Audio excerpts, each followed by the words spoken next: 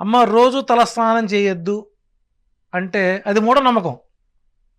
సోమవారం శివుడికి తలస్నానం, మంగళవారం ఆంజనేయ స్వామి తలస్నానం, బుధవారం గణపతి తలస్నానం, గురువారం గణపతి సాయిబాబా తలస్నానం, శుక్రవారం అమ్మవారికి, శని వెంకటేశ్వర స్వామికి, ఆదివారం పోయి హాస్పిటల్లో కూర్చోవటం. రోజు తలస్నానం చేసి మనం ఎవరిని పోషిస్తాం? చివరికి మళ్ళీ వారం రోజుల పాటు డాక్టర్ గారిని పోషించడం కోసం, డాక్టర్ గారికి కోసం మనం జలస్నానం చేస్తూ రోగాలు రొప్పులు తెచ్చుకుంటున్నాం. ఇలా చెబితే ఇది మూఢనమ్మకం. స్నానం చేసి అన్నం వండి మీ పిల్లలకు పెట్టుకోండి, ఇది తద్వారా మీకు మంచి ఫలితాలు వస్తాయంటే అది మూఢనమ్మకం. రాత్రంతా పడక గదిలో సర్వసౌఖ్యాలు అనుభవించి అదే బట్టలతో పోయి ఆయన కూరగాయలు, మటను, చికెన్ కొనుక్కొస్తాడు. నోట్లో బ్రష్ పెట్టుకుని పోతాడు రోడ్డు మీదకి. ఈ వచ్చేలోపు ఈ నోట్లో బ్రష్ పెట్టుకొని రాత్రి నైట్ చెప్పకుండా వెంటనే చకచక బియ్యం కడగడం, పొయ్యి మీద పెడతాం. ఇంకా ఇంట్లో తిన్న ఆహారం వంట పట్టేటువంటి పరిస్థితి ఎక్కడుంది? అలా చెబితే అది మూఢనమ్మకం.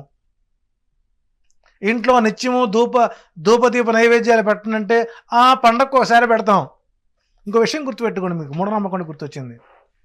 ఒక కార్పొరేట్ సంస్థ మనకు చెబితే కానీ మనకు పండగలు గుర్తురావండి. అంటే అంత దౌర్భాగ్య స్థితిలో రావడం మన మూఢనమ్మకాలే. అనుకుంటున్నాం మూఢనమ్మకం అని. దీనివల్ల మనం ఏం కోల్పోతున్నాం అనేటువంటిది పబ్లిక్ తెలుసుకోవట్లేదు.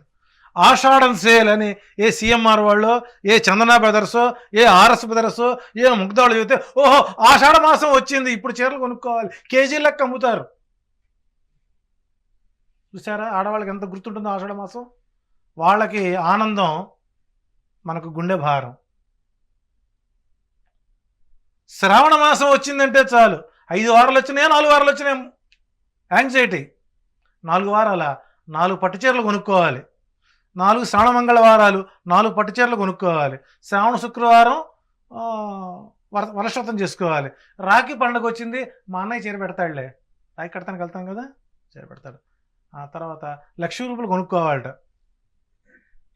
అంటే శ్రావణ మాసం వస్తే గుర్తొస్తుంది, దసరా నెల వస్తే గుర్తొస్తుంది.